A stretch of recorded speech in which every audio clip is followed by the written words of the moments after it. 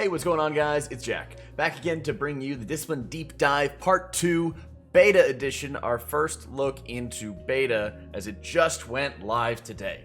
So once you get access to Beta, hopefully a lot of you will start getting some invites over the next couple weeks, you instantly are able to make a level 60 templated character, a max level character, and you have to choose your Covenant after that. So to start off some of our testing, I chose the Kirian Covenant, as I think it has the most potential and is incredibly well-rounded for both 5-mans and for raids. At the moment, that is the Covenant that I'm most closely looking at because I think it has incredible potential with both good Soulbinds and good Covenant abilities that you have access to. And the architecture is pretty dope, I'm not gonna lie. So, once you choose your Covenant, then you are able to talk to a vendor and you're able to transport to Torghast, where you're instantly able to craft your Legendaries. So, the footage that you're seeing right now is going to be from 2 dungeons. There was Plaguefall, in which I was running the Kiss of Death Legendary, where Shadow or Death CD is reduced, and it triggers Atonement. And then the second dungeon, I was running with Cauterizing Shadows. And we're going to talk a lot about Cauterizing Shadows as well, because it's very interesting. Basically, when Shadow or Pain expires on a target, 5 allies within 30 yards of the target are healed for 3% of their maximum HP. Which sounds kind of weird, but it's actually super strong. Throughout the testing, it did like 15 to 16%, it was like 12 to 15% of my overall healing for the dungeon. And the big reason why is, 1, we're running Bursting, and 2, this triggers with Purge the Wicked as well, but it triggers when the mobs die with the dot on them. That counts as expiration. So I was kind of naturally letting my dots expire because I'm on beta, I don't have any of my add-ons, my nameplates are a freaking mess, so I just knew that I was naturally going to let them fall off because I was just getting everything figured out. And it ended up turning out really well. It's because of the fact that it's based off the receiver's max HP, how much is healed. It actually heals tanks for quite a bit. It's a great tank support resource that you're able to have, and it's just kind of extra healing that you're able to really easily rely upon because you're already incentivized to cast a lot of dots as Discipline and 5-mans, right? So that worked out incredibly well. I also ended up, as the Plaguefall footage will show you, running with the Shadow Word Death Legendary, which I think when everybody saw it was like, oh my gosh, this is going to be great. Huge takeaways from this one. Oh my god, this deals so much damage to me. Holy crap. Generally, I was only ever using Shadow Word Death when, without this legendary, when I knew that I wasn't going to take any hits. When I said, okay, I know that, you know, none of these mobs are going to AoE, they're not going to pulse, we need a little bit extra damage, I'll pop out a Shadow Word Death here and there, and I kind of used it sparingly throughout the Halls of Atonement dungeon. But when I went into Plaguefall and started using it basically on cooldown to trigger the Atonement transfers, oh my god, I took so much damage. Shadow Word Death dealt 20% of the overall damage that I took throughout that key, and I probably could have used it even more. Like I said, just learning my keybinds in beta. So it's very good in, well, it deals a ton of damage to yourself, but it also deals an insane amount of Atonement transfers. It's about half of the damage. Like, you'll kind of refund half of the HP, and what happens is you trigger Shadow Word Death, the damage is dealt to the boss, that damage converts into Atonement healing on you, and then Shadow Word Death triggers damage. So I was hitting myself for a little over half on average. Some of it was overheal as well, where I was getting about half the healing out and back onto myself, and then I took the hit. So it was like a 5k hit or something like that. I'd heal for like 2.5, 2.6, and it generally worked out really well, especially when you need to top everybody off. I think once we get some Leech, that'll help out as well and make things a little bit nicer. But man, this thing hurts when you're just using it constantly.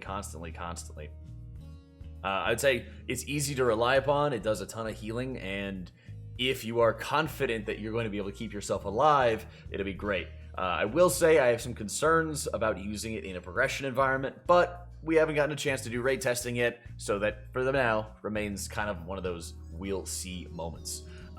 In terms of other legendaries that we would be looking at, some of the other ones that stood out that I've wanted to try or tried already, most notably was really the Shadow Legendary called Shadow Flame Prism, where your Shadow Fiend or Mind Embedder does 20% additional damage as Shadow Flame and the CD is reduced.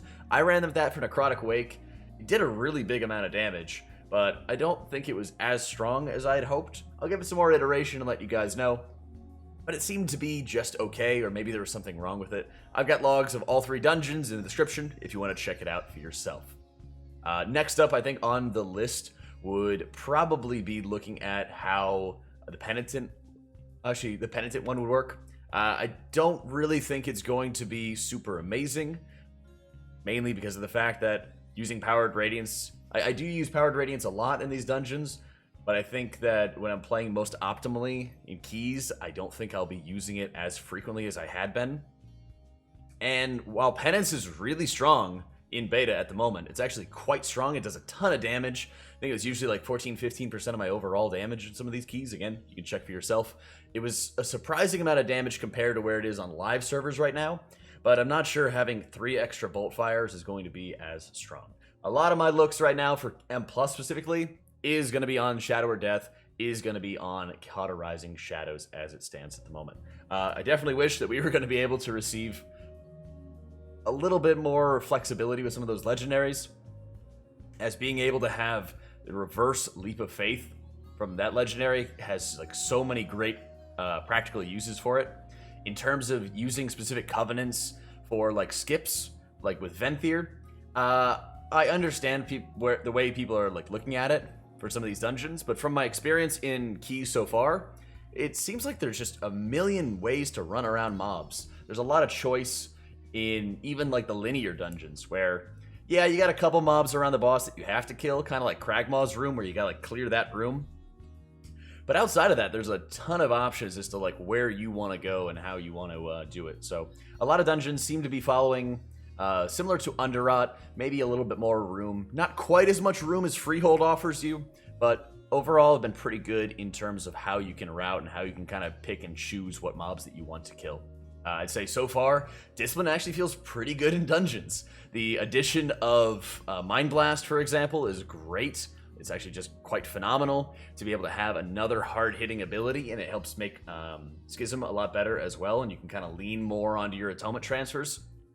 That being said, I wasn't fully comfortable with everything that was going on, especially, like I said, because I didn't have my add-ons, and setting up like click casts like a noob, once again, because we don't have add-ons for a bit. But I would say, big takeaways from it, Twist of Fate still absolutely pumps, and you can get great uptime out of it, making your Shadow or your Purge the Wicked's hit even harder. And really, a lot of this conversation has to go into Boon of the Ascended.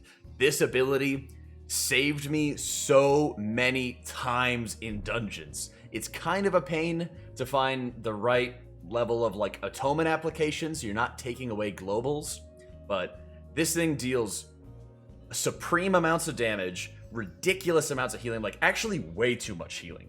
This ability is freaking busted in 5-mans. I was always overhealing by some amount. Even when everybody was at 10% HP, 15% HP, I was still overhealing like crazy with it because you could stack up the ability just so easily. And as long as everybody's close by when it detonates, you're going to top them off and then some. So I'd say right now, I thought Boon of the Ascended going into this would be something that you'd probably just end up using for raids. I think that this also has insane practical use for M+ as well. And it's pretty much top of my list for Covenant abilities as it stands so far. In terms of like where Disc stands going into the next expansion, yeah, your Atonement transfers aren't going to be as strong, of course, because you're losing Corruption, you're losing, a lot of the power gains that you get. But I'd say that you have really strong resources to top off health pools. Like comparing it to BFA, I think Disc at the beginning of BFA, I think Disc at the beginning of Shadowlands at the moment has some extremely good uses for its Atonement and its Atonement transfer rate relative to the damage incoming and relative to the HP of our allies is actually in a pretty good spot, to the point where you're not spamming Shadowmans forever. You still have to weave them in from time to time, but you have a big variety of resources at your disposal that are built off the back of Atonement transfers as well to help you. It feels kind of bad not having any real good level 100 talent at the tier, you're just ended up taking Evangelism because my Atonement applications were pretty subpar. But and missing out on like Depth of Shadows, you kind of feel that extra Atonement application that you have to work through. Having some Conduits that would help in that regard would be pretty nice. But I'd say overall, Disc actually feels pretty good in Shadowlands, and I'm kind of surprised as well that it does as much damage as it does. Just being able, like, while tanks are doing almost DPS levels of damage in some of the keys that we were doing, Disc was keeping up, and Disc was actually pumping quite a bit. Even when I switched from Schism to Twisted Fate, I was still able to pump quite a bit as well. Some of the Conduits that I was playing with often involve some of like the potency conduits, like Rabid Shadows, having Shadow Fiend's attack speed and damage dealt increase. That worked out pretty well. I also ended up playing around with the other conduit, which cranked up the damage of Boon of the Ascended. So that was doing 20% additional damage, and the Eruption was dealing an extra 1% damage per stack as well. So just so much focus onto that 3-minute cooldown. And overall, I think the spec is actually in pretty tremendous shape for losing as much as we did with like losing Spirit of Preservation, losing Vitality Conduit, losing a lot of those other supports. I think two big factors in that a massive amount of like Atonement support and tanks getting Legendaries and tanks getting a little bit more agency over their own survivability. Those two things together make a really good situation for Disc Priests. Disc Priest and Prot Paladin I don't think is really like an amazing combination, because Paladins can have a bit more spiky damage intake, and they have a ton of cooldowns, which they're constantly cycling through, which can sometimes overlap with the cooldown that you're giving them with Pain Suppression or Barrier. But I do think it was actually a pretty good situation, and overall, most of the deaths that we had on like tanks is just like we didn't know the dungeon, and we weren't learning what we needed to interrupt. We were missing things. We were missing things that obviously if we play well and we execute properly, we would be able to pick up on. So I'd say overall, Disc is in a pretty solid shape, looking at M+, which is an area they're traditionally very weak on. When it comes to bursting, you can Mass Dispel bursting, which is super good. I can't tell you how many times I was able to just Mass Dispel bursting and save the entire group, because bursting right now is overtuned on beta. You're able to dispel it, which is great if you need to get a single dispel so you can spam heal everybody else, but it's also so insane to get everybody in there for the big Mass Dispel. And yeah, it costs you a lot of mana, but you save a ton as well, and it makes it just a lot easier just to cut it off right away. Bursting ticks faster, and it ticks for a flat amount. And I think what they're trying to do is set it to a low level early on in the expansion, and then steadily increase the damage as healers' strength increases as well. It's a manual, and it requires more work for them, but I think it is the ideal play, because healers' throughput increases at a disproportionate rate to their health, right? Which means, yeah, your health explodes as you gain gear and everything, but let's say Shadowmend heals for 10% of your HP at the start of the expansion, it steadily starts moving to 15, then 20, and then 25 as an example, right? It steadily grows in strength, so your abilities hit harder, because duh, you feel more powerful when you have more gear and your ability does more. Which means they also got to buff bursting over time, so it's continuously a challenge to you. The massive knockups are Volcanic, which is like hilariously overtuned. It knocks you so high up in the air, deals very little damage, but it pushes you into like all the worst scenarios in boss fights where you just are out of position and you get murdered. So kind of funny. I don't know if they're going to keep you getting knocked up that high. Probably the most damage that you take is actually the fall damage, oddly enough. So raise your levitates and get ready to avoid that, and get ready to grip some of your allies back to the floor. But people are definitely not going to be standing in that now, and I guess that's also probably for the best. Let me know what you guys have seen so far with Discipline. Like I said, wanted to get a quick review in, get some footage in your hands as quickly as we possibly could. If you haven't checked out the live stream, I'd love for you guys to check it out.